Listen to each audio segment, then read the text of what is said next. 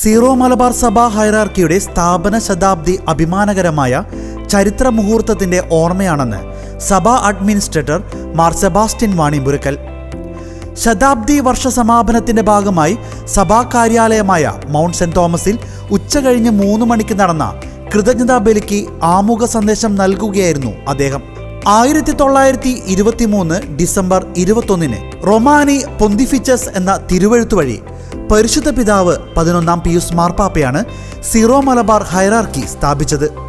എറണാകുളത്തെ അതിരൂപതാ പദവിയിലേക്ക് ഉയർത്തുകയും തൃശൂർ, ചങ്ങനാശ്ശേരി, കോട്ടയം എന്നിവയെ സാമന്ത രൂപതകളായി നിശ്ചയിക്കുകയും ചെയ്തുകൊണ്ട് റോമാ മാർപ്പാപ്പ എടുത്ത ഈ തീരുമാനത്തെ തുടർന്ന് സഭയുടെ നാളിതുവരെയുള്ള വളർച്ച അത്ഭുതാവഹമാണെന്നും അദ്ദേഹം കൂട്ടിച്ചേർത്തു.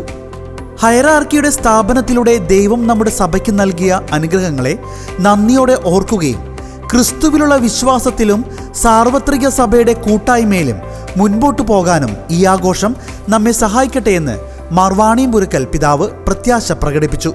ഹൈറാർക്കിയുടെ സ്ഥാപനം സീറോ മലബാർ സഭയുടെ ആത്മാഭിമാനത്തിനും അത്ഭുതകരമായ വളർച്ചയ്ക്കും വഴിതെളിച്ചുവെന്ന് എറണാകുളം അങ്കമാലി അതിരൂപത അപ്പസ്തോലിക് അഡ്മിനിസ്ട്രേറ്റർ മാർ ബോസ്കോ പുത്തൂർ പിതാവ് വിശുദ്ധ കുർബാന മധ്യം നൽകിയ വചന സന്ദേശത്തിൽ പറഞ്ഞു. സഭാ അഡ്മിനിസ്ട്രേറ്റർ മാർ സെബാസ്റ്റ്യൻ വാണിയമ്പുരക്കൽ പിതാവിനോടൊപ്പം കർദിനാൾ Mar George Alencherry, archbishop Mar Andrews Thazhath, archbishop Cyril Vasil, Mar Bosco Puthur, Mar George Madathikandathil, Mar Peter Kochupurackal, Mar Tony Neelankavil, reverend father Thomas Chathamparampil CMI, reverend father John Kandathikara VC, reverend father Jojo Varakukalayil CST, reverend father Augustine Payikkatt MCBS തുടങ്ങി 60ഓളം വൈദികർ സഹകാർമ്മികരായിരുന്നു.